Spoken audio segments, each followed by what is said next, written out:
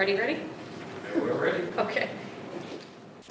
Today is September 28th, 2020, and we will call the meeting to order at 5:36 p.m. We'll start with the Pledge of Allegiance.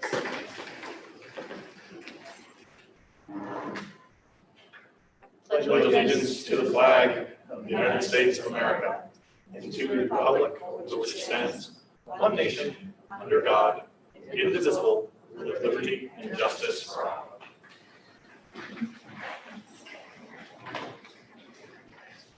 We'll start with the introductions. Bobby, would you like to go first?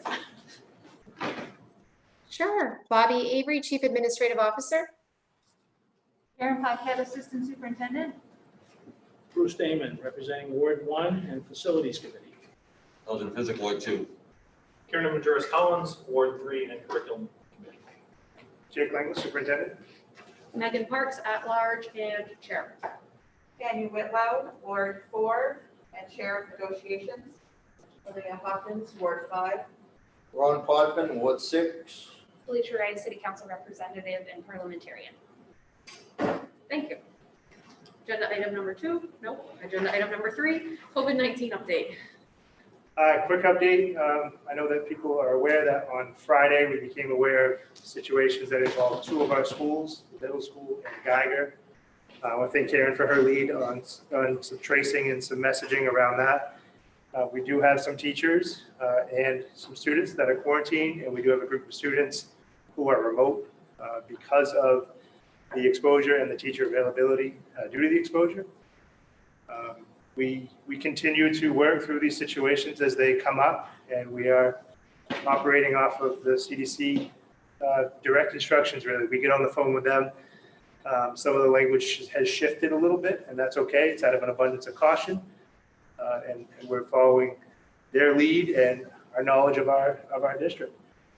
We remain vigilant with our monitoring of staffing levels to make sure that we have the ability to provide adequate supervision and instruction for our students in school.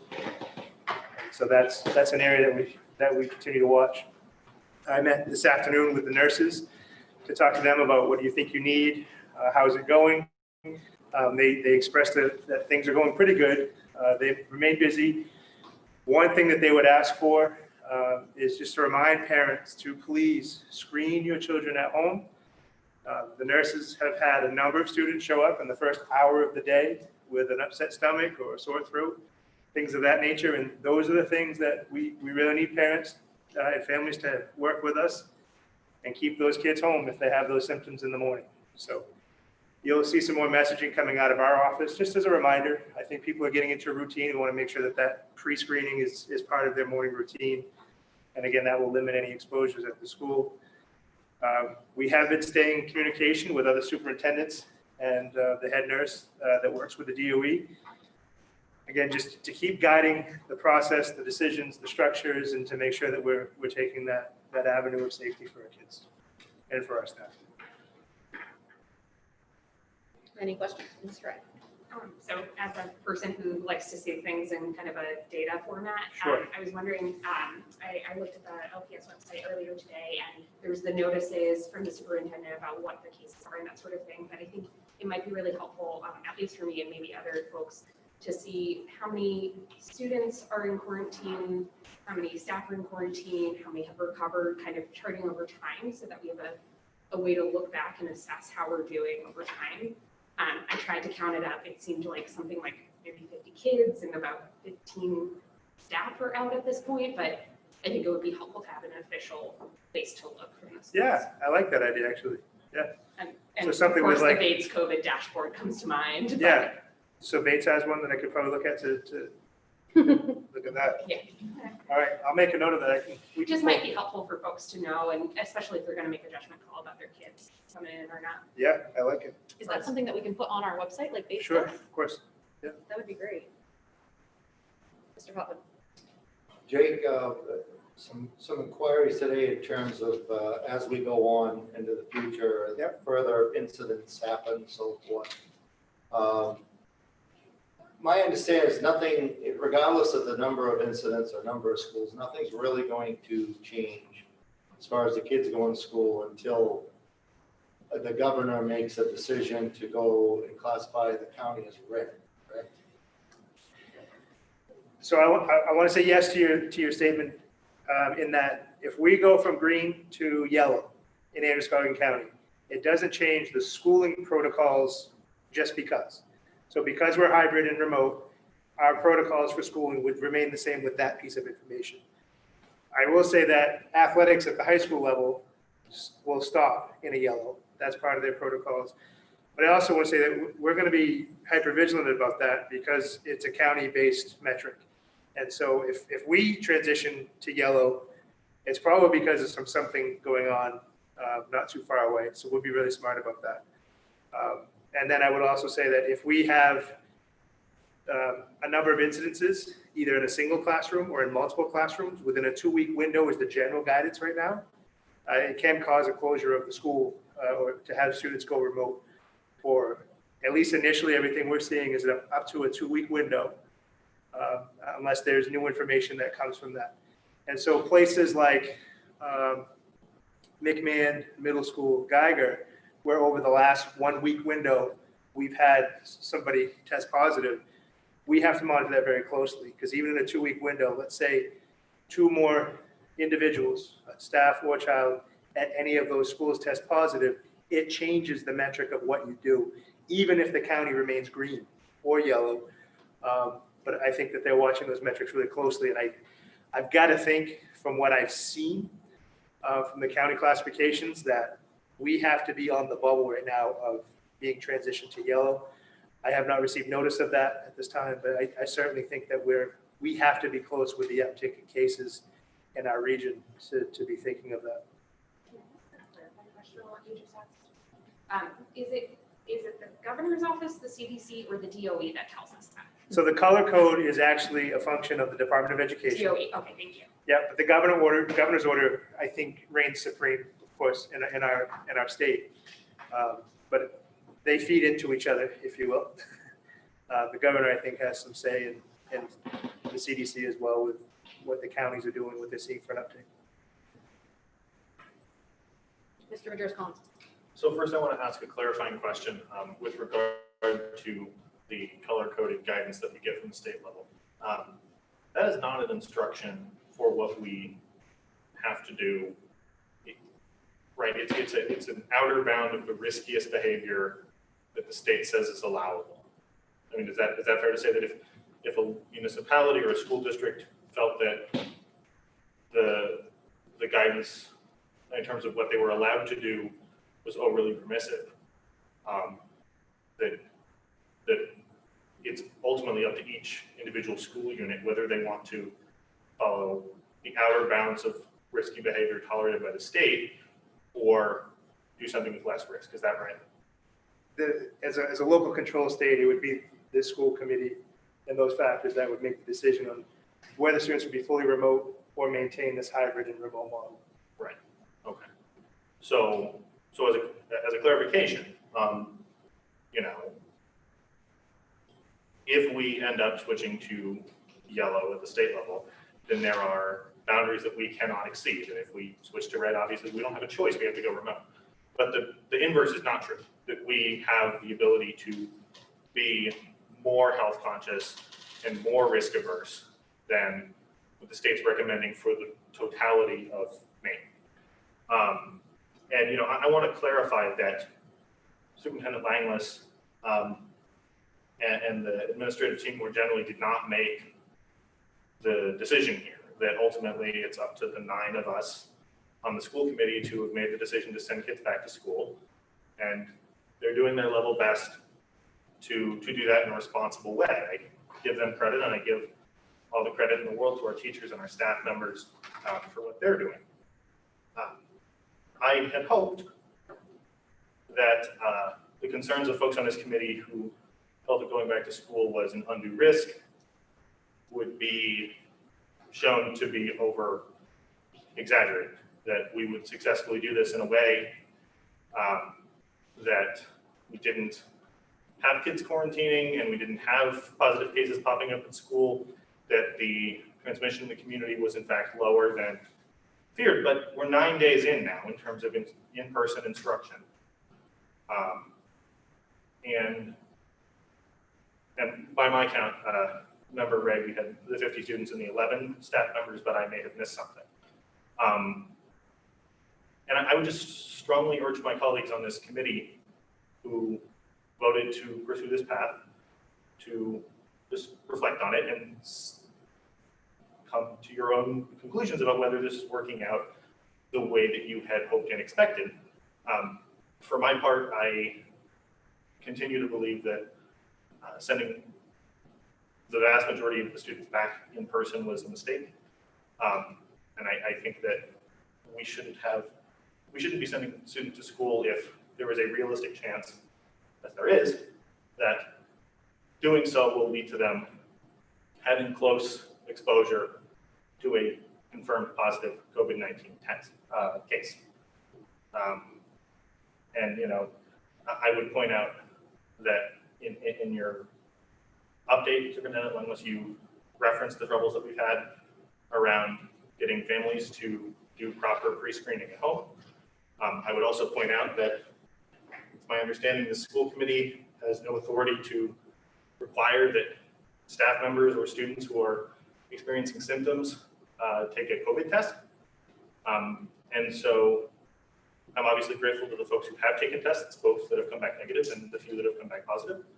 But I think it's worth remembering that unlike an institution like Bates, where everyone is being tested twice a week, and they have a really good handle on how many cases there are, and the answer is almost none, we don't have that in our schools.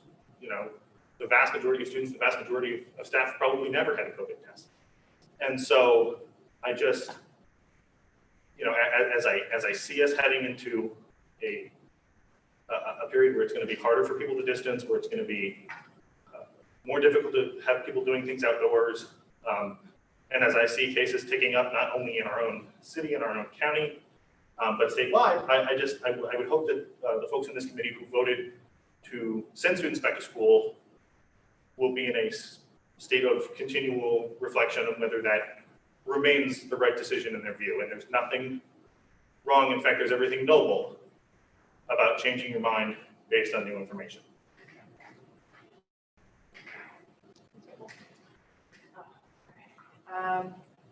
Okay, so I had a question. I know that I had emailed superintendent previously, and I just want to make sure we were covering, like, how are we doing, how are we looking as far as the subs? Do we have enough subs to fill in for the staff, teachers that are quarantining? And kind of what does that pool of subs look like right now? So, I mean, and Karen, I know worked closely with Cindy at Geiger to talk about that coverage situation. So if that pops up in our schools, certainly safety and then communication.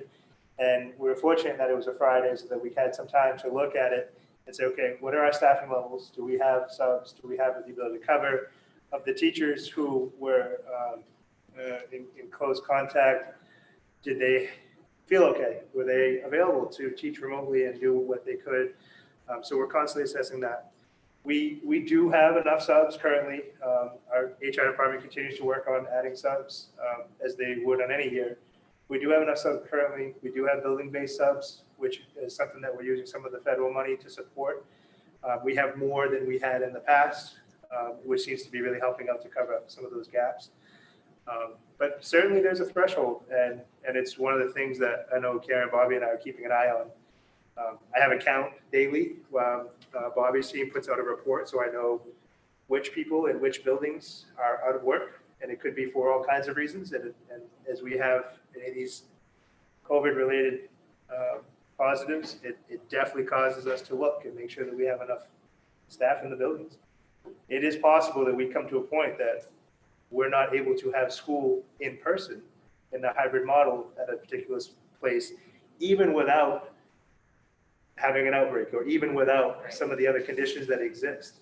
The staffing levels is something that is very real that we monitor. So do we have a number? How many subs do we have in all?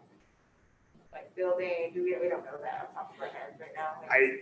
Bobby, I don't know if you have that number. I know that Ms. Bowie's been working hard on it. I thought it was around 50 or 60, but I don't recall. So almost every one of our buildings has 4 building-based subs. There are a couple of buildings that are at 3. And that's almost double what a normal year would be. We typically have around 2 per building. So that's really a huge improvement and a big help. As far as overall subs, the last time I looked, we were around 80 subs. And of course, that fluctuates on any given day. But we are recruiting super hard for subs. And now the building-based subs report to the building every single day, no matter what. And the thinking behind that is if you wake up in the morning as a staff and either your child can't go to school or you can't go to school because you're pre-screening and symptoms monitoring, we have people on site. So we're not chasing it as much every morning like we sometimes did. So that is helpful. But again, there's 4 roughly in each site. And so if we have something that creeps up, and it could be a cold or flu, it may not be COVID-19, that might prompt us to have to actually close school for a day. Anyone else? Comments, questions? Okay, Okay, go ahead. I know you guys might not know offhand, but maybe Bobby does. How is our bus driver situation looking? And are we feeling the hurt there still? Recruiting? Did you hear me? I can hear you. Is that directed to me or to Jake? I think you might have more of an idea than anyone else about the bus driver situation, so maybe if you could answer. Yeah, so as of today, I have not had one complaint. I mean, we had a little bit of a rough start for the beginning of the year with some folks being nervous about driving, but so far, today's Monday, but so far so good as far as this week is concerned. I think that it's to be expected that it's new. We can expect the first few weeks to look and feel a little clunky because we're doing something completely new, and it's a lot of people's anxiety is up, but I have to give them a lot of credit, and I have to give our transportation crew a lot of credit working together collaboratively to try really hard to ease people's minds and to make sure that we're in compliance with face masks as well as hand sanitizer on our school buses. And so far so good. I mean, that could change. It's only Monday and that could change this week, but we're quite optimistic right now. Thank you.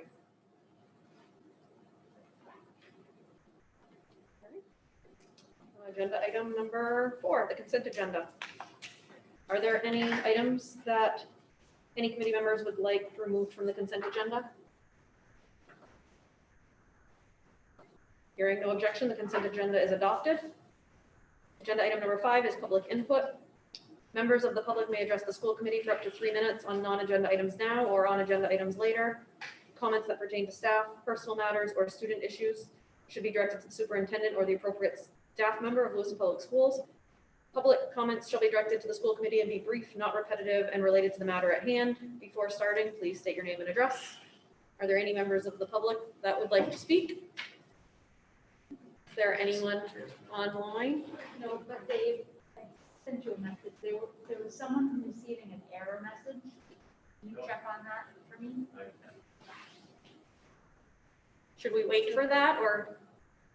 No, probably because it may be something on their end. Okay. If somebody does end up getting on and wants to comment, we can just pop back to that. Agenda item number 6, to receive an update on the reopening of Green Ladle. We have Director Rob Callahan and Green Ladle Chef Dan Karen to present.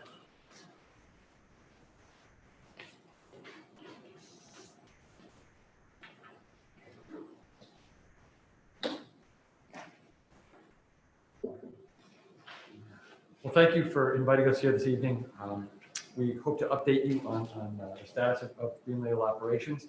But we first want to start with a bit of good news. And I think I might have alluded to it last week when I was here. And that is that the Maine Council on Aging has recognized Chef Karen and his team for the work that they did to provide somewhere close to 30,000 meals to the community during the March and summer shutdown.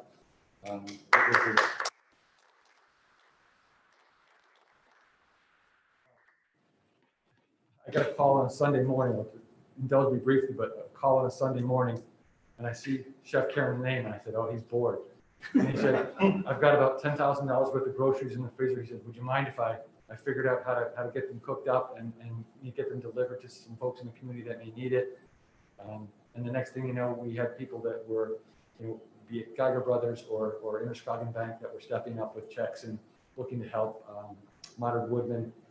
And we ended, in the middle of June as a result of it. So we were really pleased and proud to be able to do that. A lot of folks in this community, I think, benefited from that work. So we're really pleased, and we are proud to be recognized by the Maine Council on Aging for that. So that brings us to sort of where we're at with the work that the Green Label is doing for this fall. Particularly, again, we take very seriously our educational mission to provide live work for students that are going to head into the Da Vinci's and Fishbones and Max Grills of the world and serve our community, be fully employed and support the local economy, but also, as they're learning here with Chef Karen, support the local community in a variety of ways through their culinary skills. So what we've been focused on, what Chef Karen and I have been talking about quite a bit over the last few days, is how does this live work, this educational mission, blend with the very real need that we always feel, but we're particularly sensitive to the issue of community safety, to the safety of our students and our staff. How do we sort of blend the two? So what I've asked him to do is to walk you through sort of his preparations, his work with local area restaurants to understand what they're doing, his work that he's done with our local health inspector to understand what is being required of us and sort of how that changes our operational posture. But again, he'll take you through that, and we'd be pleased to answer questions. So, Karen. My philosophy when I started teaching 23 years ago was that we really needed to create real world work. When I walked into the program, they were making muffins and cookies, and I'm like, I set up an advisory board with all the local restaurants, and what do you need? Well, we need somebody that can work, somebody that can perform. We can teach them how to make a cheesesteak, but when they have to make 300 of them, they never forget it. And that's kind of how I work.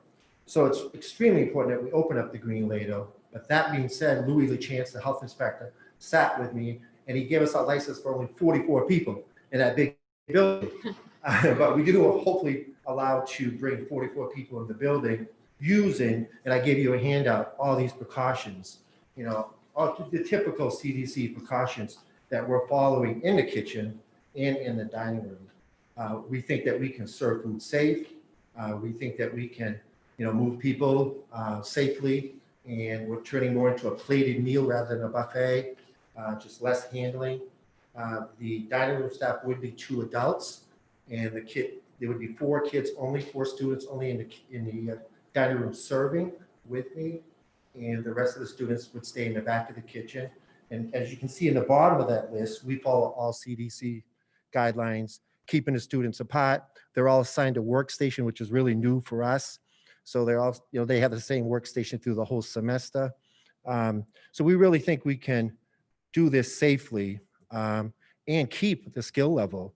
I feel really bad for last year's seniors and this year's juniors and seniors. We're used to doing 200, 300, 400 guests, 3,000 at the Dempsey Center.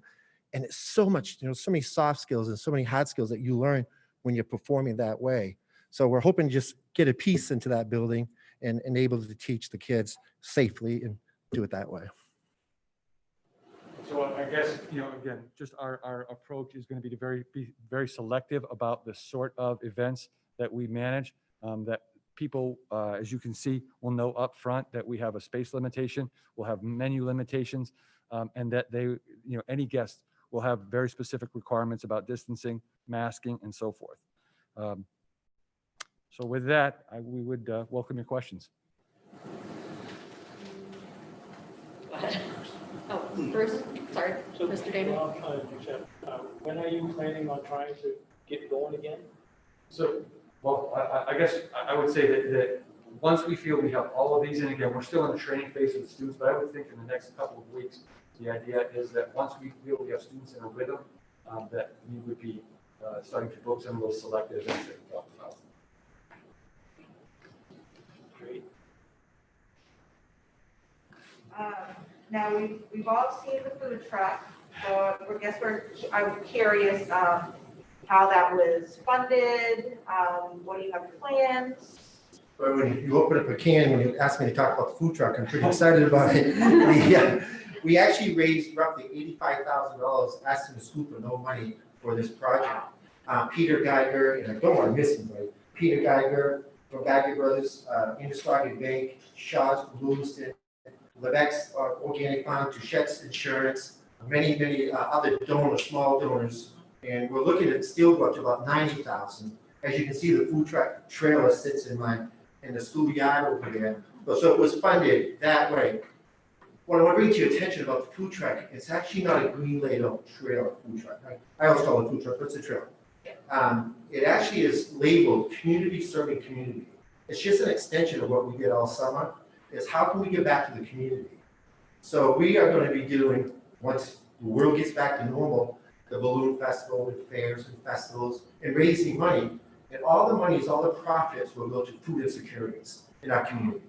So it really is a feedback, and that's why Peter Geiger and Industarted Bank was so eager to jump on board and help us with this project. Amazing. Great. Mr. Putnam? So I'd like to know, what's your marketing plan? Are you guys basically tapping into organizations that have had events there? And how are you getting the word out to the community that you guys are back in business? Yeah, so you're just talking regular, getting people in the dialogue. Yeah, we have a big following, we've been doing this for years. At this time, if you were looking to our books with Pat Saracen, we would have about 250 jobs in the books. And I'll be honest, right now we have 0. And I haven't seen that since I started 23 years ago. So we know that we have a target. If we send out and say, hey, we're open for small functions. Poland Spring Water wants to come into our facility. So we know that we're going to, pull our audience back in with us. Anyone else? Chef, I know you're a numbers guy. How many meals did you produce this summer to put out to the community, to support the community? We did about 30,000 meals. And then we ended up with roughly $20,000 of extra money that we raised. So we supported our local restaurants. We went to Da Vinci's and Rollies and Chickadee, just a bunch of Lewiston restaurants, and said, hey, we're going to purchase food from you. And Rob Callahan and his staff and Jake delivered the food to the community. That's what we did all summer. So we turned it into, we call it phase 2. The food truck is phase 3. So 30,000 meals. And Director Callahan is never one to ring his own bell, look for recognition, but he drove a van that was there to help prep, as well as a number of other staff and students. So Director Callahan, I want to thank you for your work around that as well. It's really honored to be part of a little piece of it. I know how much you both put into it, so thank you. Amazing. Ms. Hawkins? I know at one point my daughter-in-law was attending Franklin and then spent a little bit of time at Green Ladle working there. And she loved it while she was there, but she was a little bit overdrawn between that and her job at Franklin. But she had nothing but good words to say. So you guys are doing a great job, and that was a couple of years ago. So I'm not surprised you are doing such amazing work for this community. Thank you. Thank you. So I might be reaching here, but I'm just kind of curious, as the world got back to some norm and restaurants reopened, it's been an endless crisis of trying to find help at the restaurants. Is there any potential to work with these restaurants with a kind of an internship program that, I'm hearing they don't have work to learn the skills. The restaurants don't have workers. I'm like, is there something we can do here? Well, I think we're already doing it. If you look at Fishbone's workforce, he has roughly, I would say, 12 cooks, and 8 of them are from my program.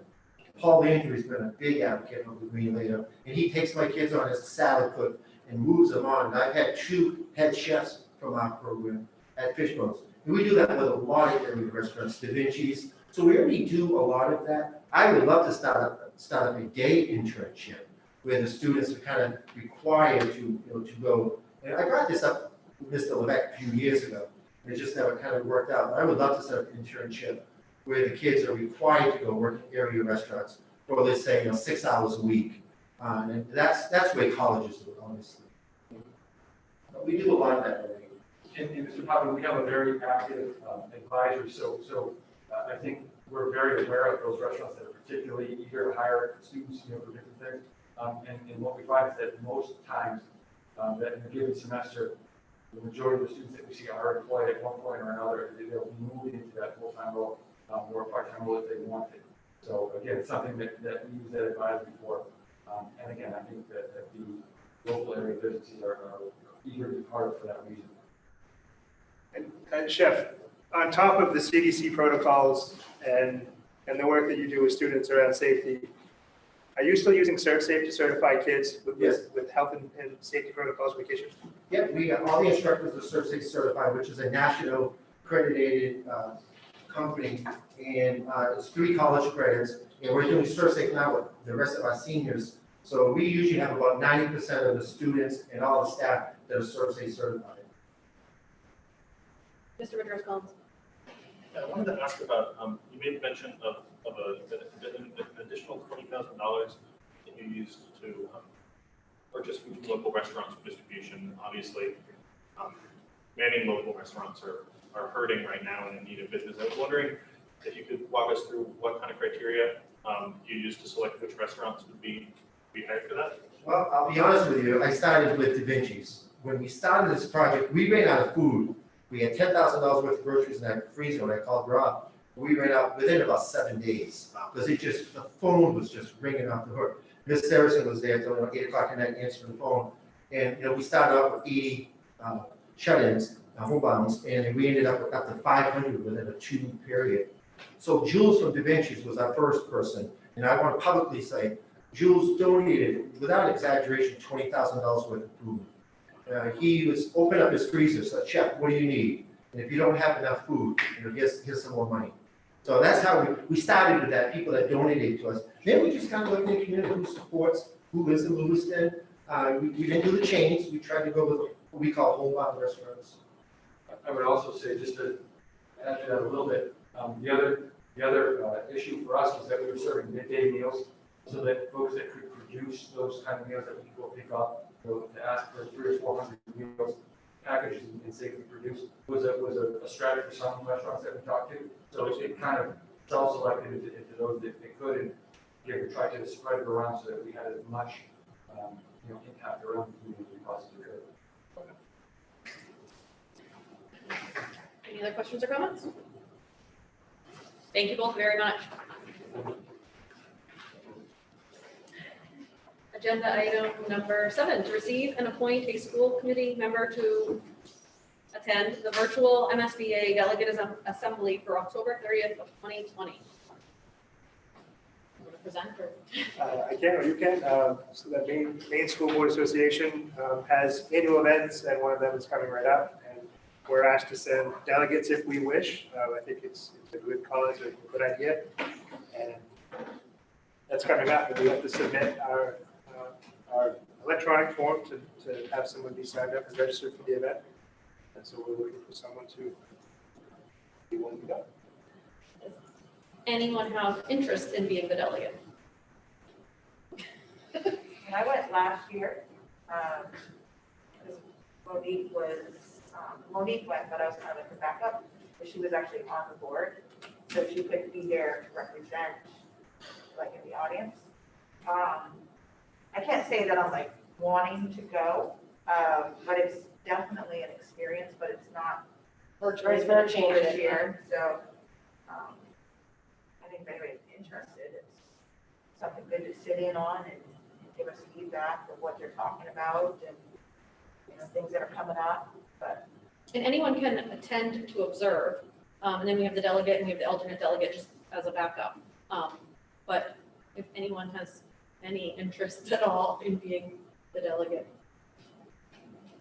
I will got one observe over there. happily, but Do you want to explain sort of what the procedure was with that? Like what role the delegate had? Yeah, I mean, I can. It really wasn't you didn't have to do anything, you didn't have to say anything, but if you wanted to speak up on something that was passionate for the board that you're in, or you had some really good questions, or a lot of people that wanted to advocate for things, would speak up. And in the past, I'm happy to do it. If it's, I just want to ask a couple of questions about like time commitment. We're talking about it's a 1 day. it's an afternoon, I think it's 2 hours, an hour and a half. Oh, well, that's not. They've trimmed it down. It was a full day. Okay. They've trimmed it down. Virtual, Yeah, then- I'm happy to do it if nobody else is interested. And in the past, we've decided as a board, if there was a specific topic that that the board as a whole was really passionate about or wanted discussed at the delegate level. So I didn't know if anyone has any input on that, but I guess first, do we have to have a motion or do we just name Kieran? I just want to make sure that, not that I think that, that Kieran would, but making sure that you're speaking as representing the Lewiston School Board, not in individual opinions or anything like that. That's really important. Kieran's interested in the delegate and Nate as an observer. Does that make her the alternate delegate in case for whatever reason Kieran can't attend? Okay.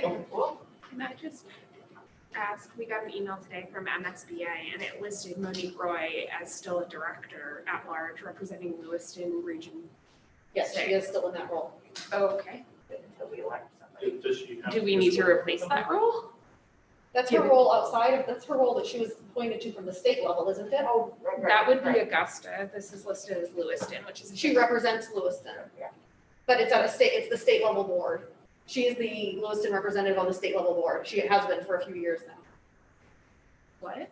I'm not following. So remember, Ray, are you asking if you have to be a Lewiston School Board member to be the at-large representative to the main school board? Sure, yeah, association? that sounds like a question. I honestly do not know that answer, but I could research it. I think she was appointed to that position before she was a school board member. It was while she was on school board. While Was she was on school board. Yeah, but I don't know I if, think it's worth the research. given her professional position, she would also be applicable as someone who had kids in the school. I don't think you have to be a school board member, but I don't know that. I know It's a that really she- good question. She said she was gonna remain in that role. I mean, it would But I be don't know great if if she could. Yeah, I don't know if that's However, under- if we need to then choose, Right. Yeah, I don't know, I hadn't really thought of it. we might, I just would suggest we resolve that before October 30th so that Yeah. if Mr. Majerus Collins is attending in that at-large position role, he knows it. And understands Oh. what that Sorry, is. what? Are you signing up for something else? Maybe. I think I'm not signing up for it. So that was why Monique couldn't speak or Couldn't represent because the she was board. there as She her represented role the as a state. state level Okay. at the same time. Okay. It was two separate roles. Right. Okay, thank you. I was like, this all sounds the same to me, but if it isn't, great. And I know her intention was to stay on that state level thing. I don't know if there's something that says, I don't know what the requirements are to stay in that role, but I know that she's continued in that role since she left here with us. Which is not our business, actually. I think it's separate from us. It's Okay. yeah. Yeah. but that's Then I good. make a motion to appoint Kieran Majerus Collins as the delegate and Linnea Hawkins as the alternate to Second. the assembly. Any discussion? All in favor? Oh, do we have Bobby's remote? So, Yeah. He doesn't- oh, that's true. Do we have to do it roll call? We I still would have- always do it up from the Okay, side. Ward 1, Yes. 2, Yes. 3, Yes. 4, Yes. 5, Yes. 6, Yes. 7 is absent. That would be myself at large is yes, and Mr. Ray. Yes. Thank you. Do we have to, Madam How- Chair, I should probably tell you that Zoom decided to update our licenses tonight. So anybody trying to join this webinar as an attendee is getting an error message. oh, Oh, wait. So that they can attend, they can watch it via YouTube, but they can't attend as an attendee. are you mic'd enough that people can hear what you're saying right now? You'll be sure. I think so, yes. Okay. So when is this meeting? The virtual October meeting? 30th? October 30th, I believe. Okay, so We'll we get to should, that. at our next meeting, we should discuss what's important. If we want anything to be brought up at that meeting. I believe Ms. Roy, when she was in the position, and maybe Tanya, you did as well, a list was sent out from MSBA and we got an email from Ms. Roy about that and sent her individually our thoughts on it. And then we had a discussion about that live. Right, and then we can also come up with just something that us as a body would be interested in as well. Yeah. Mr. Madrisco. Yeah, I just, I mean, I have no idea how this ordinarily works, but I just wanted to sort of say that if anybody who feels passionately about anything of this, just give me a call and I'm happy to talk about it and make sure that your views are communicated as much as I can at that meeting. So, you know, just open invitation for everybody. And we don't necessarily have to say anything at it either. Right, It's- oh, yeah, It's an no, opportunity. My then to- default would be to just listen because, you know, mostly just a learning opportunity. But if anybody wants something said, let me know. And this is part of the Maine School Board Association's conference, fall conference that normally we attend, and it's normally live, and it's actually really interesting, and it's a whole day, you sign up for different seminars, and it's all Okay. learning experiences. But that's been made condensed and made all virtual this year, unfortunately. So there are events that any school board members can attend throughout that. It's only on Thursday and Friday now, or Friday and Saturday? Yeah, I believe it's Friday, Saturday this year. And again, the hours are abbreviated, it's all virtual. I'm sure these things of that nature. That would have won the Yes. iPad thingy or Yes. last year. Alright. It was much better when you could Yeah, attend in that person was- because you could win things. And there were really great seminars. Yeah, they were. All right, agenda item number 8, to receive and approve the first reading of policy JICK bullying. And, sorry, I just lost my online. Are you presenting that, Jake, or no, am I? It has you. It has me, okay. I know that we brought back a draft that was worked on by a policy subcommittee last year before the COVID-19 situation became much bigger. And that is the draft and the language that was brought forward from that committee that you see in your packet now. Do we want to start the discussion on anything, or do we want to just go through and read the red line part that I'm sure everybody already did on their own? Ms. Ray. So I just wanted to weigh in on a portion of this, having been part of that policy subcommittee discussion and then reflecting back on this as it came back around many months later. On page 3, about halfway down the page under school employees and others, it states that administrators, professional staff, school committee members, and all other employees who violate this policy are subject to disciplinary action up to and including dismissal, and in accordance with any applicable CBAs.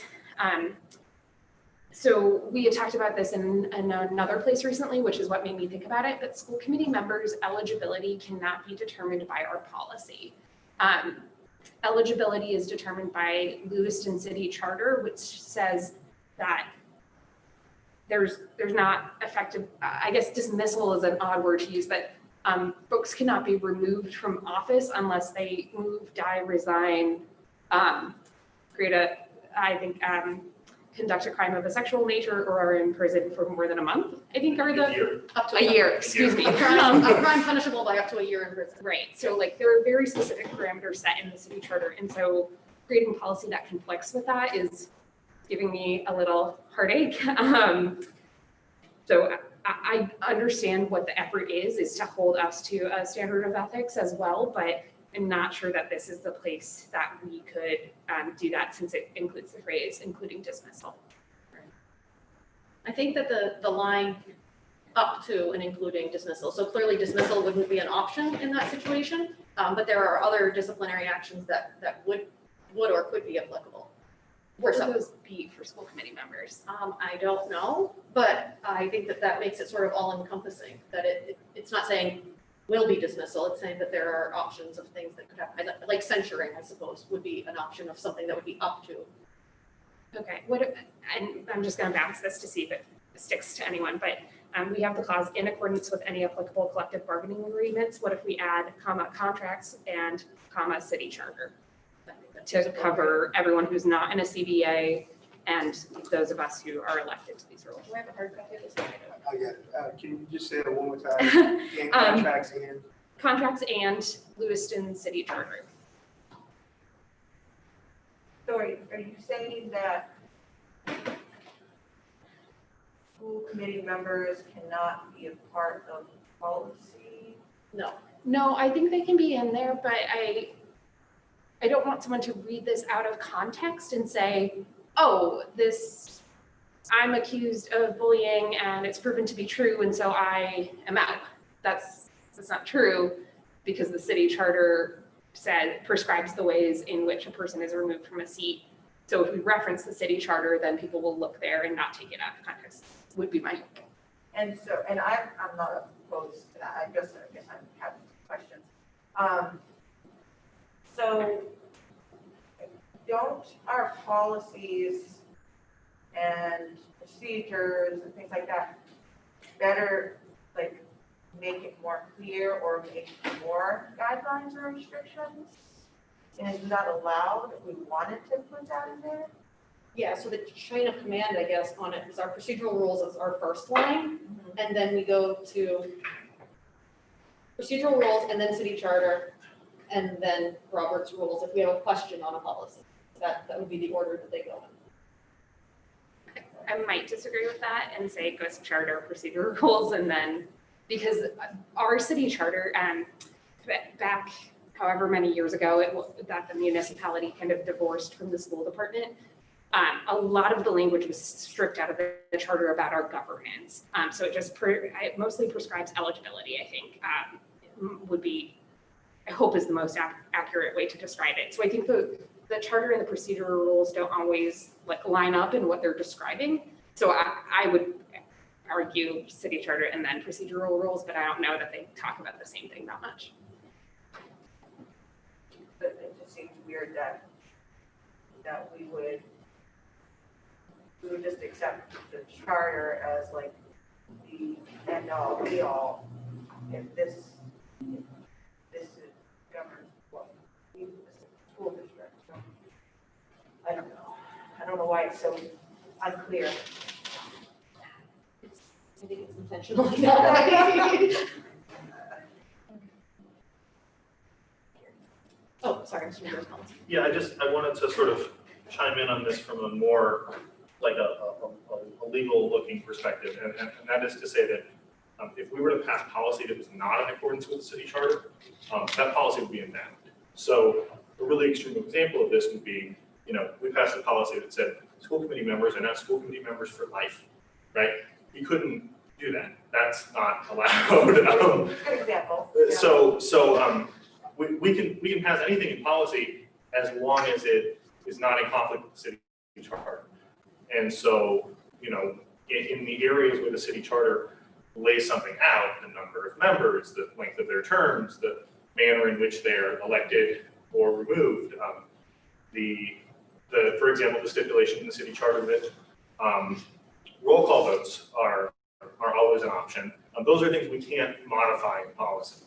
Obviously the city can change the charter if it wants to, but I sort of want to flag that just as a sense that, that most of this is academic, but it's just the case that, if we're writing policy that's in conflict with the city charter, if there's a lawsuit, we'll lose. And we don't really want to have that happen. I also want to chime in on the student section of this, just because and this is as good a time as any to raise it, I don't think we should be expelling students who are in 8th grade and under. And so I'd like to modify the option for students being expelled to make it clear that we are not going to do that for students in middle school and elementary school. Same page, page 3. It's just literally the next section up from school employees. I think on that, sorry, go ahead. I was reading, I didn't see anything around me. Why 8th grade and under? Is there research that backs that up, or something? I'm just curious. Yeah, I mean, I think that in the same way that the legal system provides for treating younger children differently than older children, differently than adults, I think that to my sensibilities, we should not be imposing the harshest available punishments on the youngest students. Frankly, I can see a pretty good argument for not expelling anyone. And if someone proposed that we strip the language entirely from expulsion, I would vote for that, because I don't think that the purpose of the school district is to deny any child an education. But I thought that this was at least a starting off point for a conversation about when or if it's appropriate to expel students for misbehavior. And certainly, I don't think that we should be doing it before anybody gets to high school. I got a question. The kids expelled, do we still find alternatives for them? That comes before the board, so nobody's expelled without an expulsion hearing with the board. So we ultimately make the decision if somebody's expelled anyways. Okay, so if someone is expelled, do we still provide them a place to Yeah, go? there's a whole form that we would go through in an expulsion hearing, where it's basically like a quasi judicial process. They have basically a trial before us and evidence is presented for both sides. And then the school committee votes whether or not we're going to expel the student, and it automatically comes with X, Y, and Z are going to be provided to the student, alternative education, a period of time when they might be able to return. All of that is covered when we have those hearings. So there can be with services, educational services, but can also be with requirements that you establish. Community service, counseling, other things that the student may need to do. That's all decided by the board. Do you know in recent history that we've expelled students? I mean, as long as I know, we haven't expelled anyone younger than middle school level.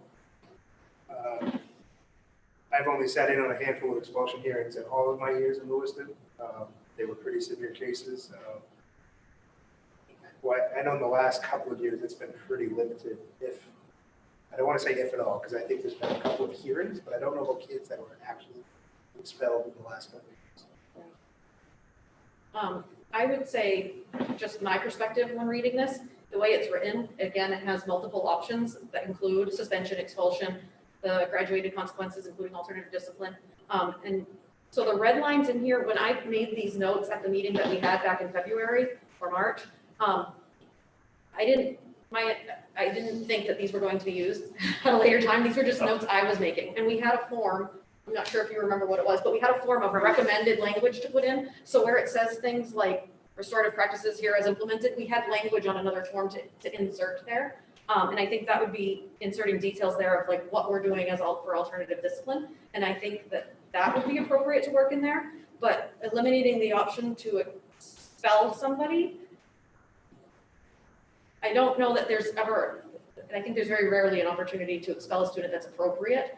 But I think limiting it in this policy when it's made as a decision of the whole at an expulsion hearing, I think is conflicting.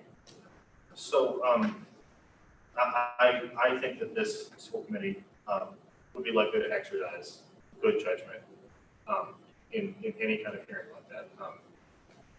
I've seen the school committee work in sensitive situations and give people a fair hearing and due process.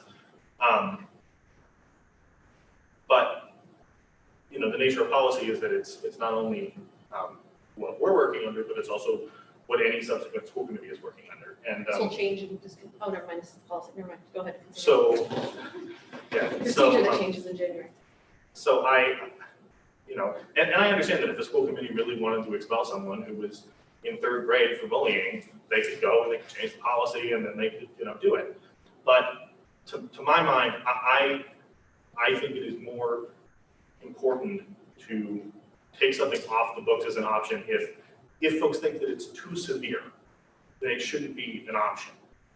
Even if we're never going to use it, right? Because if we're never going to use it, we probably shouldn't have it on there. And a much more serious and much larger example of this is that for many decades, the federal government never executed anyone. And then in recent years, the federal government started executing people again. And because the option to use the death penalty was available, at some point, a different government could end up using it. And so in a similar fashion, and expelled from school is hardly the same as executed, but from an educational standpoint, this is the harshest penalty we can impose. And I don't think we should impose it on anyone, really anyone, period, but certainly anyone in middle school or elementary school. Yes. And just putting it out there, expulsions exist in state law as it relates to school. And so whether it's in this policy or not, there's that caveat that exists. I'm not saying I disagree with the statement, just so that people know that expulsion does have parameters established by rule and being state law. Mr. Cotton.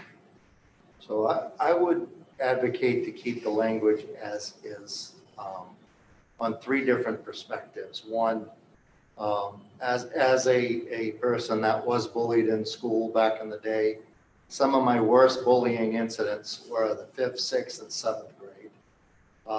And they turned out to be horrendous come high school.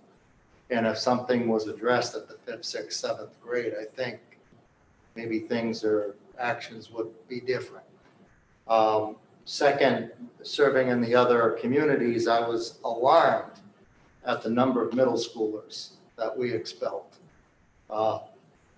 in the incidents that they were involved in, which just floored me. And then my third experience is with the sheriff's department dealing with juveniles. Again, that population in this county from the middle school and the activity, the level that they rise to, that I think there may be occasions that we as a board need to have that option to say, yeah, no, we got to really take a hard look at this because it was severe. I mean, I'm not talking just, spitballs inside a girl's hair, I'm talking weapons, premeditation. It's a little frightening. So I would just advocate to keep it as is. I just want to say, this whole conversation is moot if we don't do anything to back this up. I mean, having a policy is great if we're not actually enforcing anything, if administrators aren't actually coming to us with these issues, there's not really a point of having this policy. My daughter-in-law left Auburn for Franklin because of bullying that was never fully addressed, to the point of she got death threats and nothing was really acted on. So this is all well and good. I agree with Kieran on some points about under a certain age. I will tell you from driving a school bus, I know I keep falling back on this, just bear with me, but this is my experience with students. Elementary school is relatively good. There's a few little hiccups here and there, and that's just kids learning. High school, for the most part, deal with a bull. Middle school is absolute upheaval as far as kids go. And I don't blame them. They're not kids, they're not teens, they're not in-betweens. Everything from hormones to just daily life is up in the air, and we throw COVID into it. It's a very confusing time, which leads to acting out. And I think we need to remember to see that acting out for what it is. It's a request for help for the most part, but we need to act on it when we see it. Not wait for it to get bad enough, not wait for somebody to say, yes, this is bad. Because my school district I worked for, we had an incident, it was a second or third recurrence that finally resorted and ended up with law enforcement. But there were instances before that were completely ignored because, oh, he's just being a kid. Yet no, we need to see them for what they are and act on them. And that's not for the school committee to decide, but that's something we need to make sure that administration and the students themselves understand. We are going to take it seriously, we are going to do something about it. And that needs to be clear. Mr. Rivera. Sure.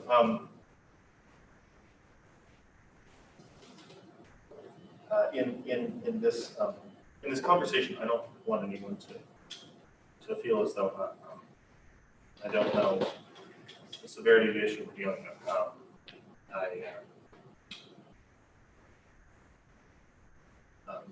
I experienced my own share of bullying, and in fact, worst in middle school. Was cornered in a gym locker room by someone who said they were going to kill me. I recognize the severity of this. My concern is with trying to approach things in a way that is not resigning anyone, even a terribly hurtful bully, to being cast aside and seen as a lost cause. And I also want to see a policy that the this committee can stand behind strongly. So I would ask through the chair if Member Pompon and others would be potentially more supportive of restriction in this policy, prohibited use of expulsion for elementary school students.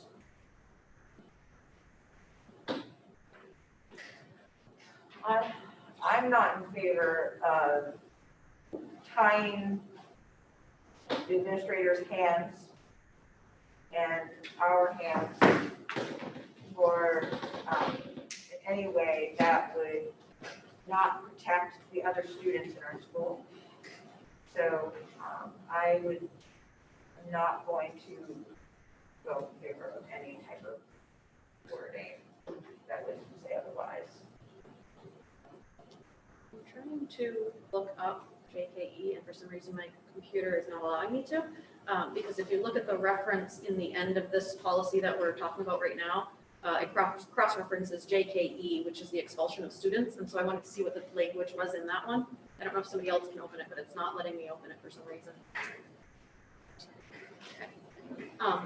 Okay.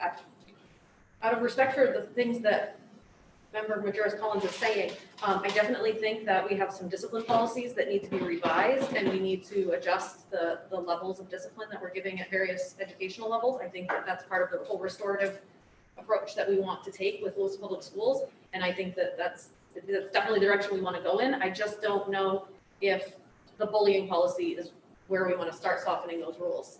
Bullying is a significant issue here in Williston schools, and it has been for a long time. And if you listen to the students that are going through our schools right now, that are serving at our city level, on the Youth Advisory Council, presentations that they've given, they've experienced some really significant bullying in our schools, and they haven't always felt like school staff or teachers or parents supported them. And so I'm not sure if loosening the discipline policy, discipline related to the bullying policy, would be sending the appropriate message to students who've experienced this. If we're going to go easier on bullying when they already feel like we're not going hard enough. That's all. That's what I would like to say on that. But I would like to know what JKE says if someone's able to find it. So it starts off with, says, no student shall be expelled from school except by action of the school committee. The school committee shall expel students as provided in 20-A MRSA. The school committee also has the authority to readmit an expelled student on unsatisfactory evidence that the behavior which was the cause of the student being expelled will likely not reoccur. The parents, guardians of the student, if 18 years of age or older, shall be notified by certified letter. This actually talks more about the process that you had mentioned. You get a date, a time, a description, a statement, and then an opportunity to cross-reference that in that quasi process. There's guidelines that include the following steps can constitute general guidelines for the conduct of an expulsion hearing. The guidelines may be adjusted to meet the flexible requirements of due process on a case-by-case basis. So there's a procedure for conduct of the board hearing to expel. It involves confidentiality, executive session, and then also the executive session requires a 3/5 affirmative vote of the members present, and that must be recorded. There's a piece of language in JKF around disciplinary removal of students with disabilities. And it says whether as a result of suspension, an expulsion, or any other removal covered by state, federal, special education laws, it shall be the policy of the public schools to comply fully with all applicable state, federal, special education laws that govern such removals. Does that essentially tie back to what we were saying about the other thing, that the city charter, that we default to the city charter rules instead of our own policy? Would that be the same? We would default to state rules rather than our own policy on that? I mean, yes. Okay. That's my 2 cents is that, well, there's local control, there's also legislation that is state and also federal. Okay. Mr. Physics, did you still have? Yep. So someone who's been part of the school system for a long time, obviously, it's obvious we don't do enough with bullying. And I think sometimes when it is addressed, I think administration at schools will do everything they can before we even reach the level of thinking about expelling a kid. So I would think the language would stay the same. even at the elementary school level, well, when my daughters attended, her and her friends felt like it wasn't getting handled. So they actually formed a group and confronted the bully and said that this was unacceptable. So that's how they kind of handled it. And at the middle school level where, geez, I don't know, it was 5, 6 years ago, we had a group preying on young females trying to prostitute them. Basically running a sex ring. So I don't see, I think we always, obviously we're trying to do our best to not just send the kid onto the win, but there comes a time where sometimes that might be our choice is to seek alternatives for schooling. But maybe this fit is just not good for them or anyone else. Ms. Threat. I did want to just reflect on, so the policy process got super messed up with COVID, right? And kind of the dissolution of the subcommittee, and now we need to put that back in place. I think after we resolve the procedural rules, that will work. But as we're seeing now, addressing one policy piecemeal is really difficult because it's linked to so many other policies. And so review needs to be a more kind of holistic approach to that. In terms of JICK, according to the state Main School Management Association, we've added the definition, or we're incorporating sexual identity and expression. We added a piece on retaliation, and we need to add something in about the appeal of the principal's decision to the superintendent, because I didn't quite see that in there. But I think, it's really hard to tackle one piece of policy at a time. And again, like the notes from that meeting in March, I don't have them, and as the Chair Parks was reflecting. So I think this isn't how every policy discussion is going to go, but I think this was one that the community asked us to do, and so I'm glad we're tackling it now. Do we have that appeal information from the sample?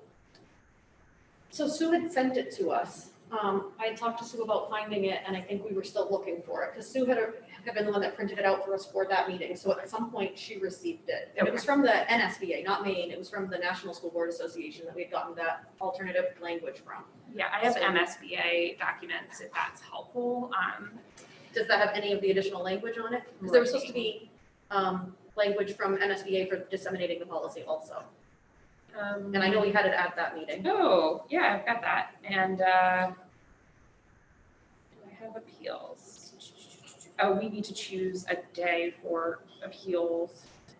Yeah, I have that here from MSMA. Okay. The appeals piece, what level does that land at? A student and their parent or guardian who is dissatisfied with the decision of the superintendent or designee related to the taking or not taking of disciplinary action in the course of implementing this policy may appeal in writing to the superintendent within X number of calendar days of notice of the decision. The superintendent's decision shall be final. Is that connected to suspensions or expulsions? Discipline in general, isn't it? Suspensions, but it follows what was going on. Right. I only ask, I think it's Yes. Any decision, it seems like. Any disciplinary decision.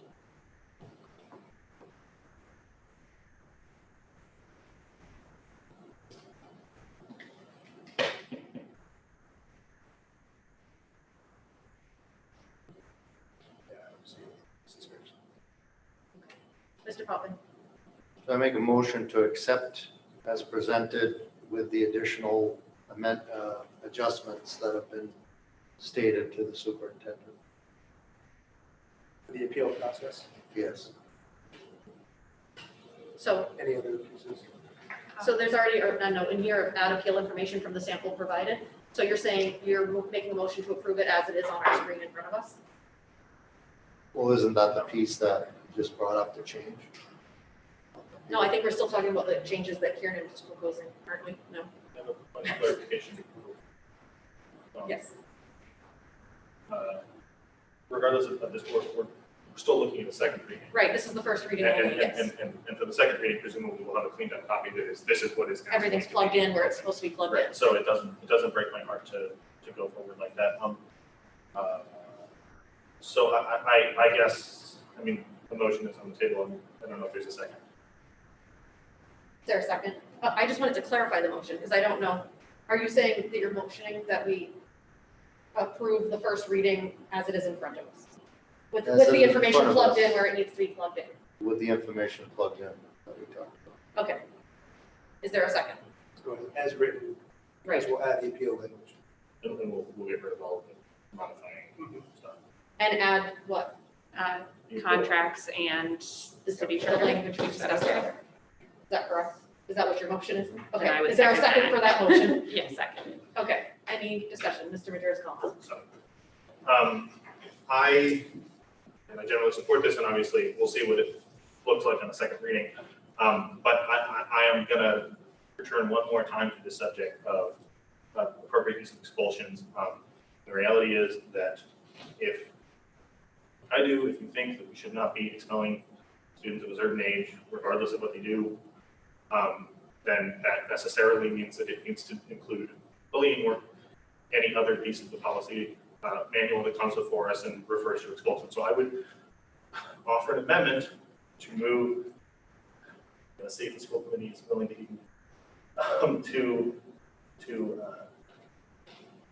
insert language in the consequences for policy violations for students. It says that kindergartners may not be expelled under this policy.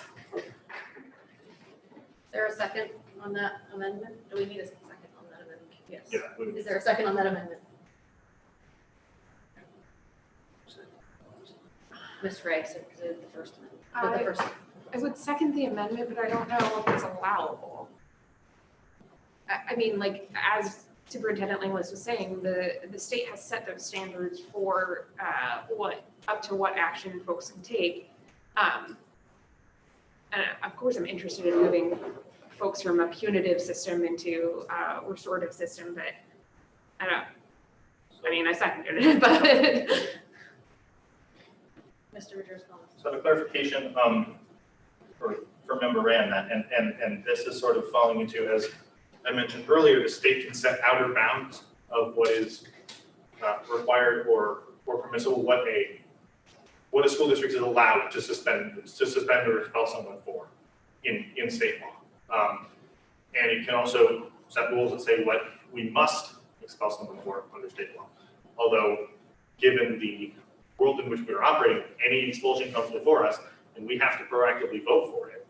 That suggests that there's no action by a student that the state law requires us to expel them for, because otherwise, what is the point of having a hearing in which we vote?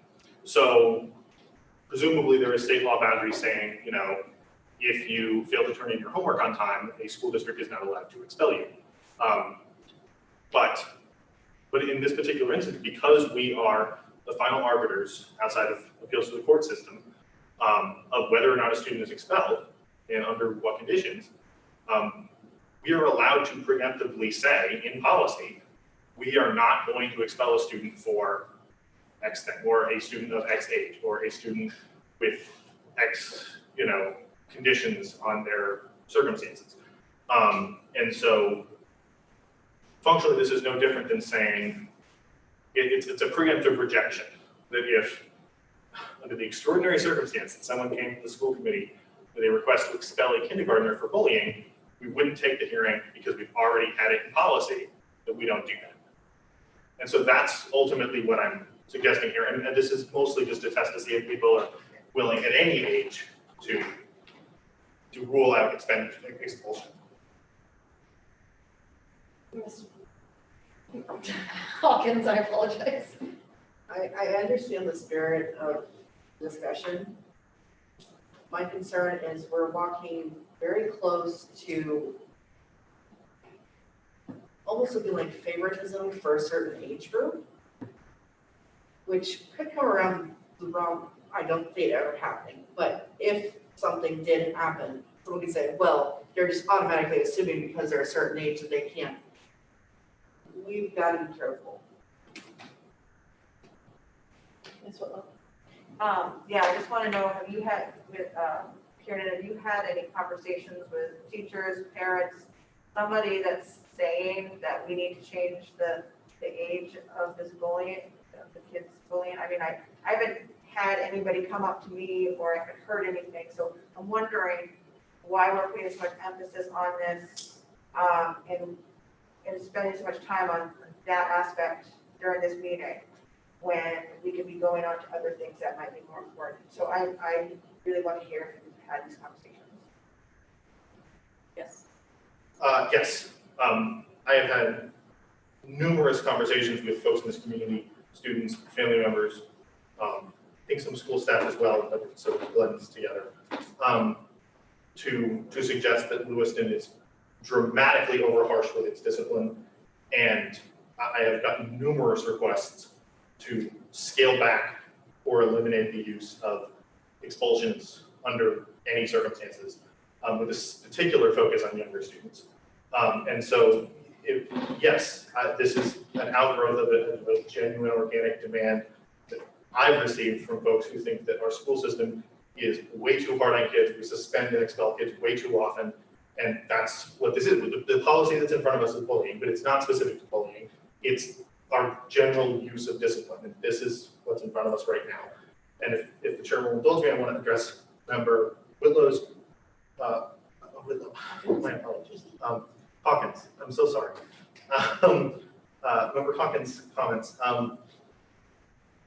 To the end that, yes, I think that it would be a fair characterization to say that my amendment would privilege kindergartners over other students. And I think that, in fact, in many cases, we already do have privileges associated with one age group that other age groups don't have. And so in this particular instance, I am absolutely willing to defend a position that kindergartners should not be expelled from school. And the fact that I happen to think that should be much, much higher is a question for another day. Ms. Wright? Where was I going with all of this? So just one more time, because we haven't had it for a long time. A process for expulsion comes to the board in its quasi-judicial status, and the administrators make a recommendation. The school committee then votes to choose if they will accept the recommendation or if they will do something different, correct? Yes. Could do something entirely different, Right. their own decision-making process. I'd And also so, add- which we've done before, I recall at least. And so, again, the spirit of the discussion makes a lot of sense, especially as someone who hears from the same constituents as Mr. Majerus Collins. There's a lot of overlap in, I think, what we hear because of who we represent in Ward 3. And I see how it can be applicable here, but I do think that the committee should preserve that right. So even though I seconded it, I don't think I'll be voting in favor of the amendment at this point. I think a more holistic and different approach might be more appropriate as we address discipline across all of the policies, is my stance on it. And I would like to say, when I first got on the school committee, we were doing a lot of discipline hearings and expulsion hearings, a significant amount of them. And I think it's been nearly 2 years since we last had any kind of expulsion hearing. So that means it's been at least 2 years since any student in Wilson Public Schools has been expelled. And when we have had those hearings, we've worked really, really hard and stayed really late to find alternatives instead of expelling them. Extended suspensions were sometimes appropriate so that they could get the services, get some counseling, do things like that, and then earn their way back into the traditional classroom. So although I know there is a history of excessive expulsions, I think that just through the nature of the boards that we've had, that has been cut back drastically for the last several years. Ms. Hawkins. And I did want to say too, in response to Kieran's, is there any age group? From experience, I will tell you, age is not a factor. Age does not determine if a kid is going to be violent or not. When I drove my bus, it was an early elementary school student who was my front seat buddy because the behavior was that violent and I did need to monitor. So it would be lovely if we could say, this is all behavior-based, under a certain age, it shouldn't happen. No, it shouldn't, but that's why we're here, is to deliberate and make sure that the correct actions are taken. It's not just summarily, yeah, that. Because I I know, especially for very young children, teachers and administrators are these authority figures, these amazing people. We do not want to send a message to them at an early age, you messed up, you're in trouble forever. We don't want to form that sort of memory in them, so I understand. But at the same time, we need to be able to say, if you punch Ginny again, you're suspended. There needs to be firm, Can we take a vote? you can call the vote if you'd Can we like. call the vote on this? It's on the. Right now it's on Kieran's amendment. Oh, On the goodness amendment sakes. to limit the. To limit it, to limit it to It got pre-K. seconded? To seconded? Yeah, I That's right, wanted to seconded talk it. about it, Oh, sorry. you did, oh, okay. So let's take a vote on Kieran's, if we may. So right now we are voting on whether or not we want to add in language limiting expulsion for kindergarten students. Would that not limit it for pre-K students? It would only be kindergartners? Without objection, I would say Fine. kindergarten or younger. Okay, Move it along. I didn't think about that, but yes. okay. Ward 1. No. Ward 2. No. 3, Yes. 4, No. 5, 6. No. Ward 7 is excused absence. At large, no. And Mr. Ray. No. Now can we call the vote on? As written. As written, With a couple of them. Ward 1. 2, Yes. 3, Yes. 4, yes. 5, 6. Yes. 7 is absent. I vote yes. Ms. Wright. Yes. That is so complicated for me for some reason right there. Okay, All right, first we pass the next. agenda item number 9, to receive and approve procedural rules as amended. This is the second reading, correct? Is that what this counts as? Yes. I thought we were gonna have another workshop on this, because you had a bunch of stuff, so I'm not sure why this got on the agenda. Just because I feel like it was gonna take a lot of time, right? Well, I mean, Or you- the irony of it is this is kind of pretty good. I mean, Is it? all my Okay. questions kind of went away. I think we so. had said we were going to do a workshop on it, but then we were able to determine that if we had a cleaner copy in front of us, we would be fine with it. Okay. Yeah, 2 weeks ago, it was asked to be on the regular This is what's. business meeting tonight. Oh, Well, at okay. the next regular business meeting, which wasn't last week because it was COVID update, came this week. And what was on our table is the same as what was online? I don't have Yes, one on the this is table. printed from your copy of, Okay. this is the same version. Okay. Same one I sent to Sue to put in the packet is what I printed.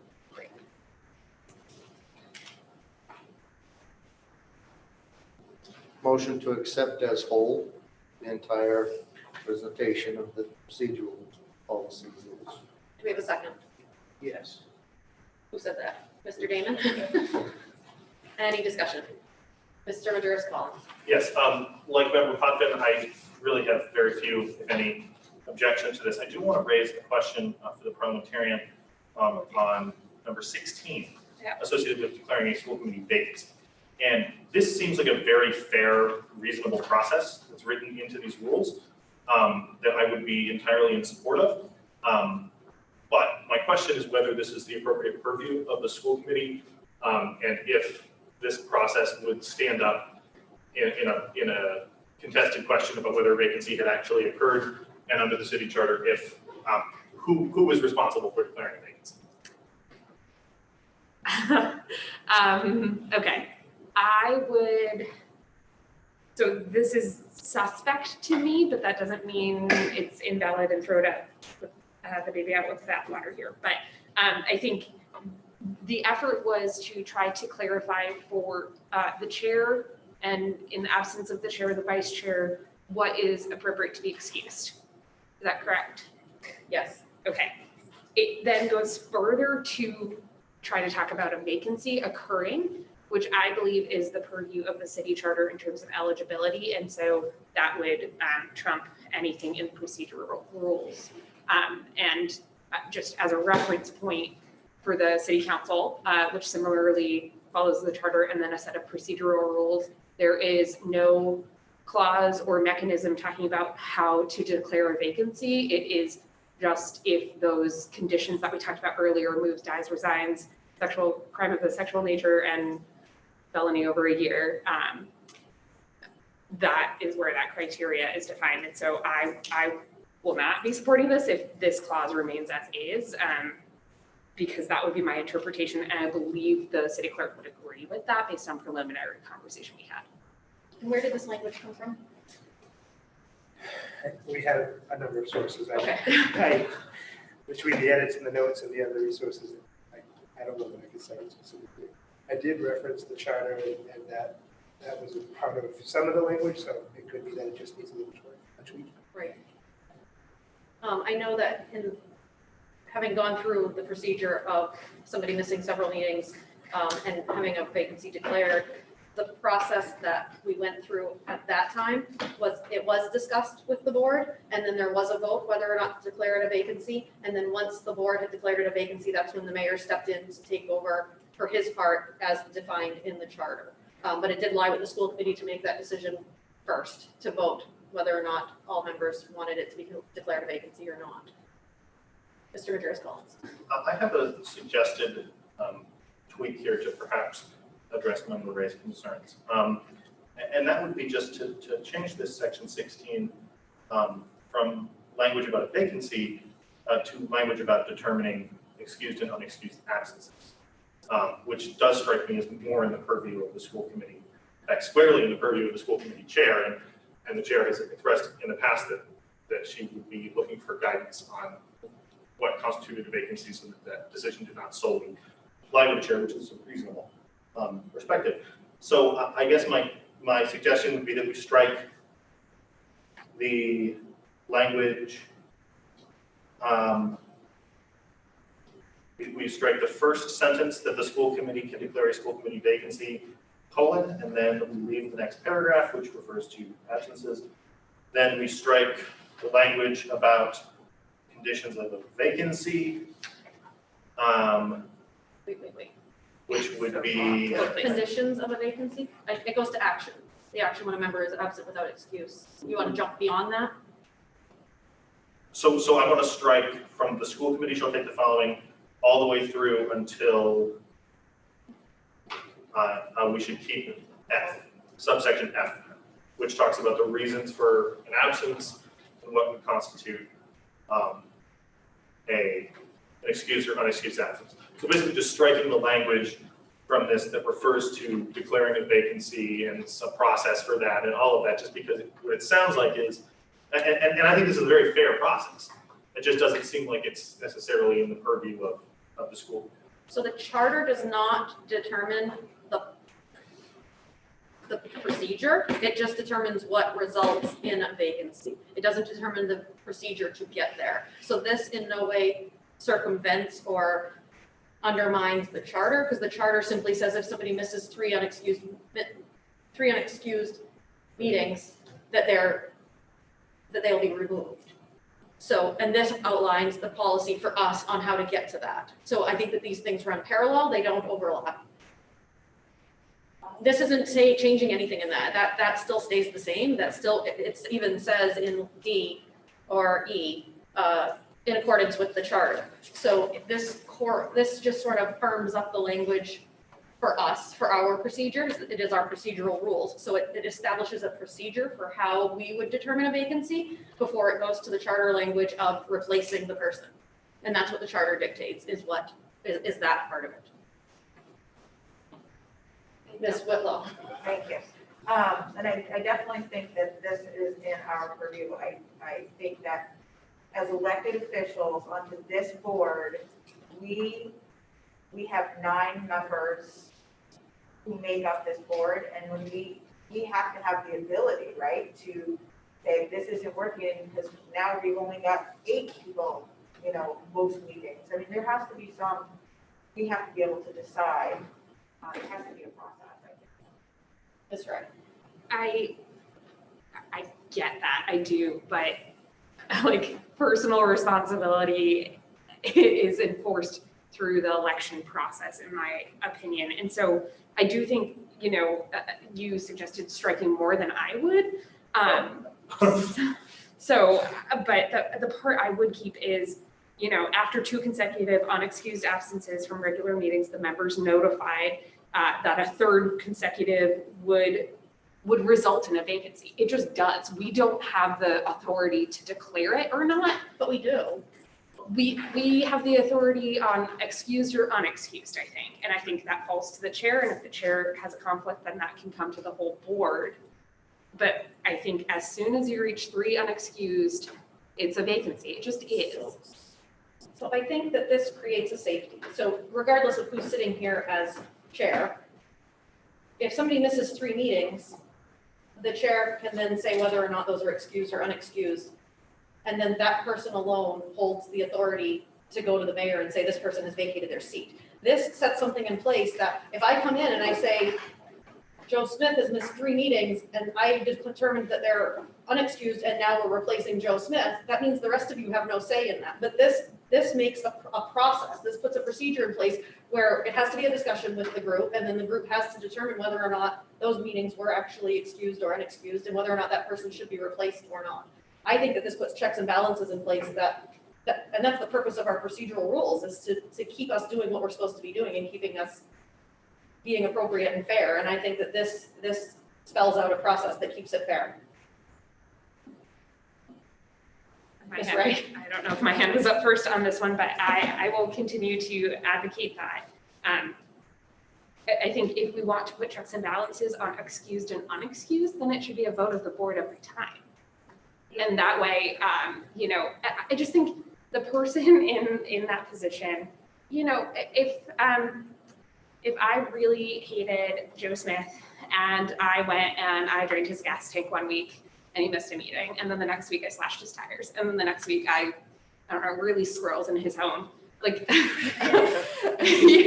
Devious. I don't know what you do to prevent people from coming from meetings, but I think any one singular person could be that, whether it's the chair or someone else trying to prevent someone from being at these meetings in order to trigger a vacancy, in order to trigger the charter procedure.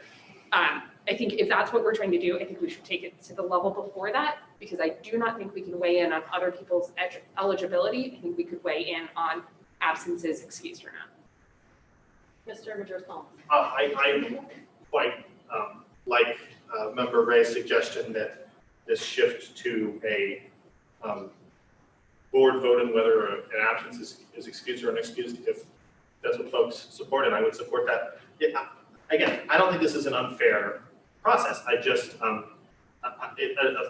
thought occurred to me, which is that in a circumstance in which we went through this process, we deliberated about whether a vacancy was in existence or not. We voted that a vacancy was not in existence. And then a resident of the ward in question, or in the event of the at-large member of the city as a whole, appealed to the city clerk and said, the school committee can vote however it wants. There's a vacancy. It just is what it is. I can't imagine that we win that court fight. And so it just strikes me that Member Ray's suggestion that the board just vote yes or no on whether an absence is excused or unexcused, perhaps even as part of the consent agenda, is a much sturdier. You do that in public session? I think that's weird. But we have, so So the idea my would, father died and now we're Discuss talking it in about that public public? session. No. so the idea would be that we get the meeting minutes that we approve through the consent agenda. In fact, one could argue that we're already doing this, because in the meeting minutes, it's noted whether or not someone's absence is excused. And it would strike me that if there was an objection to the characterization of the absence, that those minutes could be pulled out of the consent agenda and deliberated about, but there'd be no need to explain the excused absence unless there was a disagreement to that, right?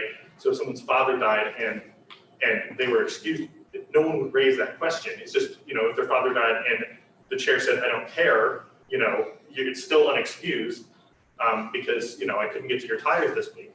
Then that would provide an opportunity for the rest of the board, the checks and balances that Chair Parks is talking about. I think that that's a way to accomplish what we're trying to accomplish here. When this process, which again, I want to reiterate, I think is fair, I think is reasonable, but I think that it wouldn't stand up under the circumstances in which we all said we like Joe Smith, we'd like to keep him around, and so we're really gonna sort of, say there wasn't a vacancy, I think a resident of Joe Smith's constituency could raise that issue when we would lose. My concern with this whole thing, I, like Kieran said,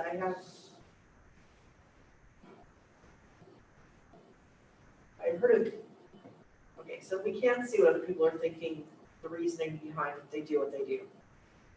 And I think there's a lot of conjecture everywhere about what somebody's really thinking when they do X, Y, or Z. And when that applies to things like is an absence excused or unexcused, I want to be careful that we don't allow people to let that sort of into their decision-making on whether or not an absence is excused or not. I think the chair saying, yes, it's excused, and if anybody has a question, they pull it out during that part of the agenda. I think if we open it up for all of us to sit here and discuss for 45 minutes, if this is excused or unexcused, is a colossal waste of time, for one, but also leaves an inroad to attack somebody for something we know nothing about. Yeah. So, oh, sorry. Mr. So I think, I think you hit on it, respect for people's privacy. So if I miss a meeting, I'm calling you up saying I'm not coming to the meeting because I got something going on. I'm not gonna tell you what I necessarily have going on because it's obviously I'm always here one time. So I just let you go, okay, are you all set? Yep. And carry on. But I think we need to respect people's privacy that goes along those lines because you don't know what's going on in people's lives. And I feel comfortable telling people why you're absent. And even if you do tell the chair why you're absent, I know as a chair, I don't feel comfortable sharing your personal information with everyone else either in order for them to vote on the next consent agenda. I wouldn't feel like it's my place to share your personal information with 8 other members. Do we have a motion on the table yet for this? Yes, we have a motion in a second. We do. Yeah, For as is, or? Yes. Yes. So could I don't know, it's not a friendly amendment. Can I add I don't know how I would do this, but I'm just asking that anytime there's him or her, or he or she, it just goes to them or they. Yeah, we've been trying to do that with all of our policies as a district, but that got overlooked here. Yes. Do I need a second for that, or is that? I think that's just how we're There's no rewriting objection, stuff. then. Yeah. All right. That's right. So again, I think, we're gonna go in circles on this probably because I fundamentally disagree that this would hold up. And so, trying to suggest alternatives. So I'm looking back at the charter and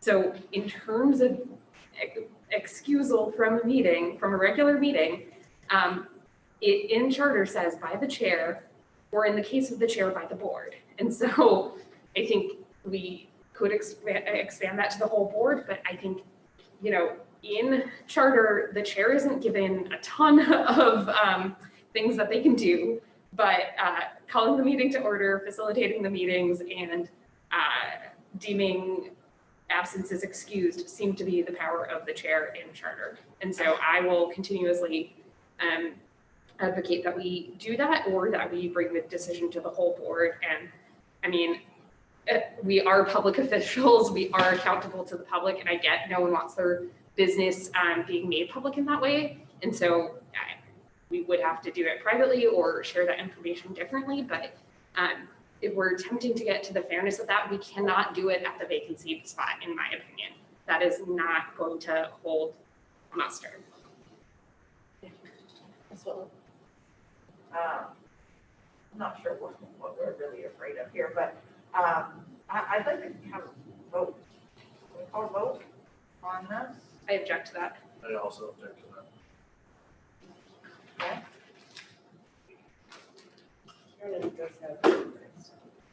Yes, and is there anyone that hasn't spoken yet that would like an opportunity to speak?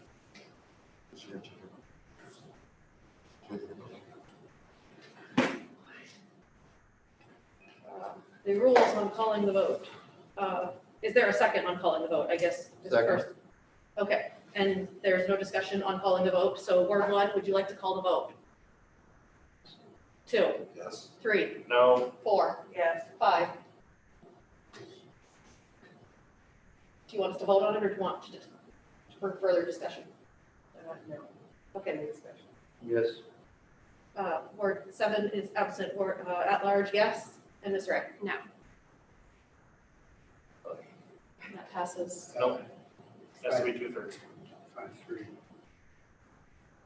And we have 8 of us here tonight. 1, 2, 3, 4, 5, 6, 7, 8.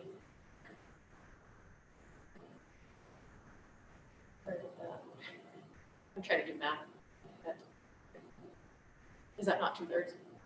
It would be 6 of 9, so. But we don't have 9. And we have 1, 2, 3, 4 out of 8, so that's half. Vote 2/3 is 62%. twice the no vote, so it 66%. would need to be 6. So you're a little short.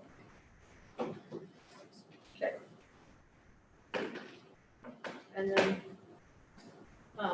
I will allow Mr. Madros Collins to speak one more time for a 3-minute max, and then we will limit discussion on this since we've been going back and forth with it for so long.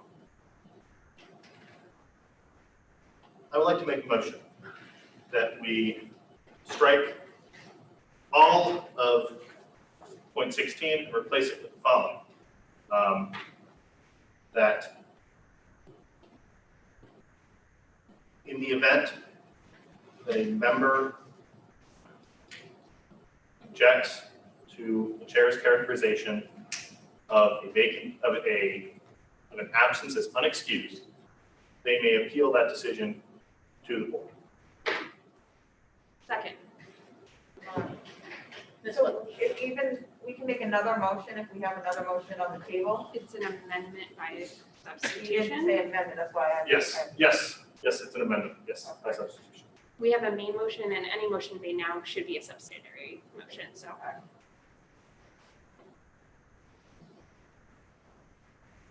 No idea what. And- Any discussion? With the second, I'd like to explain my logic. Sure. Thank you. We've heard concerns about privacy, which I agree with. We've heard concerns about checks and balances, which I agree with. And so I would believe that this is the best way to, and we've heard concerns about the proper role of the committee, which I also agree with. I believe this is the best way to determine, to preserve all of those issues, that if a member has a private personal issue that prevents them from coming to a meeting, that they can get an excuse from the chair and that nobody needs to hear anything more about it. So I sincerely hope that the chair wouldn't cry too much. I have no reason to think the chair of Parks would, just some future chair might. But if some future chair decides that a stated reason for missing a meeting is insufficient and they deem that an unexcused absence, this provides a checks and balances method of allowing that member to appeal that decision to the entire board. It makes no mention of a vacancy because the vacancy is properly determined under the city charter, but instead gives the school committee a final ability to excuse an absence if the chair does not want to excuse it. So we're erring on the side of respecting people's privacy and excusing absences. But if the chair doesn't do that, then they have a recourse to the board as a whole. Any further discussion? Ms. Ray?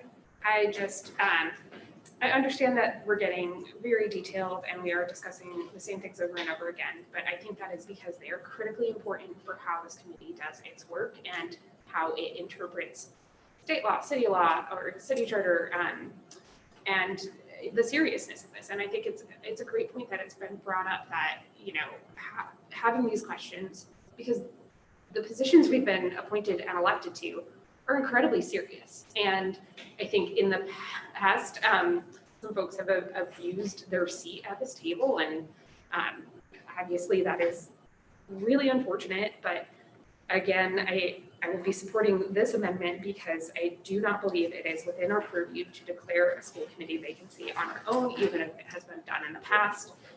And so I think this offers a release valve without overstepping our boundaries.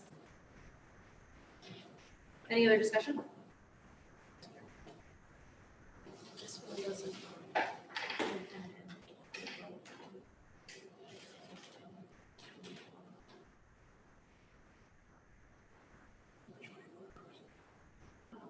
Yeah, that's not in there. Okay. I don't know why. The one in the packet. Okay, any further discussion? To restate what we're going on. Yes. If a school committee member objects to a decision by the chair not to excuse an absence, they may appeal that decision to the full school committee. And this would be replacing all of the language in section 16. Ward 1. Ward 2. No. 3. Yes? 4. No. 5. Yes. 6. No. 7 is absent, at large, no. This is to accept the amendment? Yes. Yes.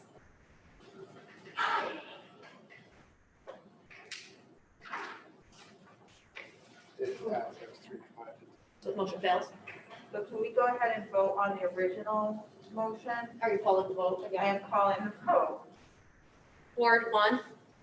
To call the vote, No, Ward 1 on the original motion. yes. 2. Yes. 3. No? 4. Yes. 5. You're just voting on what's in front of us. Which, Our procedural rules. Whatever you want to vote. 6. Yes. 7 is absent, at large, yes. Ms. Wright? No.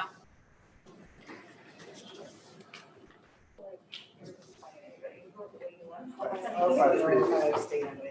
So, You have to make a staff decision. Agenda item number 10, report from city council representative. I have nothing of relevancy. Agenda item number 11, report from the school committee chair, and I do not have any updates at this time. 12 is a report from the superintendent. Just real quickly, because I was still grabbing notes, that this version with the edits to include they or them, removing he or she, is what you just approved. Make sure we get. Other updates from me, I don't have any additional big updates. We're fast approaching the CIP and budget season, believe it or not. October is just about here, and you know, it's budget season just about. Right, Bobby? How did that happen? Yes. That's just a note to everyone that Wednesday morning at 11 at the high school, there will be a groundbreaking ceremony for the expansion. It's pretty limited. We're trying to keep the numbers down for obvious reasons. But at 11 o'clock on Wednesday, there will be a groundbreaking ceremony. We will be starting construction of the expansion. Thank you. Long overdue, but it's gonna go. Are we going into 13 school community announcements now? Is that what we're doing? Yeah. Yes, okay. I just had a question for Member Damon. Are we invited to that? I know you're trying to keep it small. I think they're gonna take where the bus loop is Okay. and allow a handful of people to park there or be there, not actually involved in the actual, they're trying to keep the ceremony done, Ken. That makes sense. But people could see it. I mean, it's not gonna be a big deal. Okay. And by the sounds of it, it could be pouring rain, so it may be a real small deal, but might soften the ground up, you never know. But that's, if you want to come, certainly. Okay. And the committee was invited specifically by Jay Dufour, the assistant principal in the high school, who's been really the leader. He and Jay really led the charge on this, and so that's going to happen. I think instead of attending, because I will be working, I may just put up on my Facebook page, congratulations to Lewiston Public Schools and LHS for our groundbreaking this morning at 11 a.m. I mean, Hopefully, It's been a process. Hopefully we get the newspaper there. And then, are there any other community announcements? Future agenda items, in addition to the list we already have? Mr. Majerus Collins. Yeah, I know I have at least one on the list and I may have many more. But out of the discussion tonight, I would like to add as a future agenda item, a discussion of LPS discipline policy. And, I'm happy to to take that in a more holistic manner. I really think we need to reform that. Ms. Ray? Maybe I'm losing my mind. It's entirely possible, but I think the subcommittees were established tonight through the passage of the procedural rules. And so I'd love to hear about possible reassignments, since there's now extra ones that exist and people's workloads may have changed. And so it would be great to do that, and then maybe be able to refer some of our items to committee for work before they come before the whole board. And I don't know that we need to discuss that at a meeting. I think if everybody just wants to send an email to Jake and I about what committees they're currently on and if they would like changes to that, then we can kind of go from there. I think that would be Great to get that reported back out on as soon as Right, possible. I think. yes. Yep. Thanks. Any other future, sorry, go ahead. I'd like to see if we get a presentation from the head of special ed.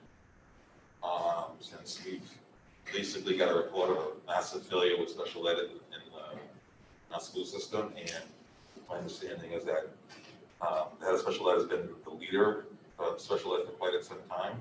So we get a presentation on her viewpoint of the report and some future action items, how some of it's been cleared up, and if we can get some how she relates to some of the supervisory special ed coordinators in the schools, as well as how okay, as far as well as our RTI works. And my understanding from having a conversation with somebody who works in the school system, bumping into them all this weekend, that they said that, you know, we as a school system are still failing with RTI. And what are some of the different schools, and during the COVID, how are they approaching to do RTI during this time? Well, what some of the efforts are going to.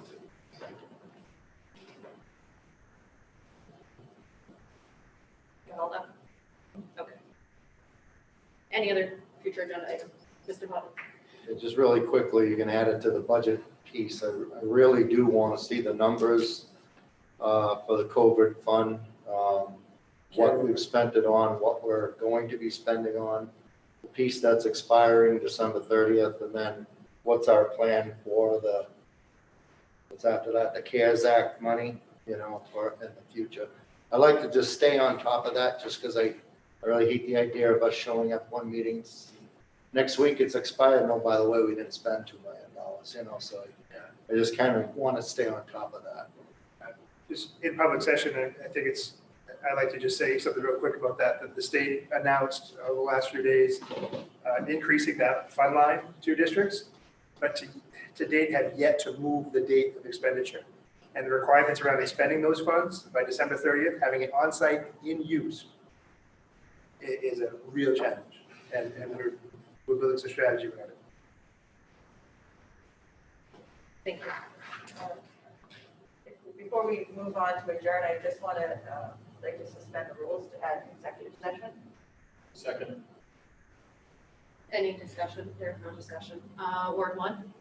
Yes. 2? Yes. 3? Yes. 4? Yes. 5? Yes. 6? Yes. 7 is absent. At large, yes. Ms. Wright? Yes. Do I make a motion? Motion to discuss 1 MRSA 4056A to discuss general government contracts Enter executive session. to enter into executive session. Second. 1, Yes. 2, Yes. 3, Yes. 4, Yes. 5, Yes. 6, Yes. 7 is absent. Yes. Ms. Wright? Yes. We will enter executive session at 7:30 PM.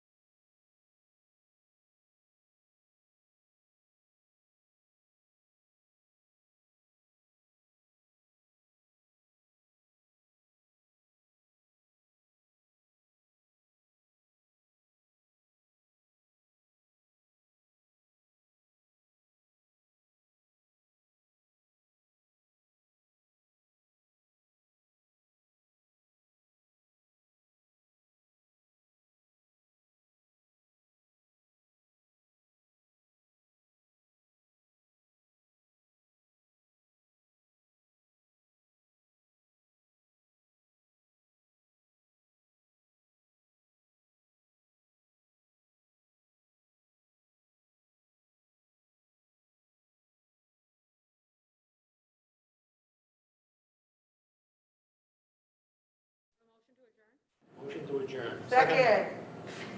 Wow, very eager group. Ward 1, Yes. 2, Yes. 3, Yes. 4, Yes. 5, Yes. 6, Yes. 7 is absent. At large, yes. Ms. Ray? Yes. Unanimous, thank you. And we left executive session at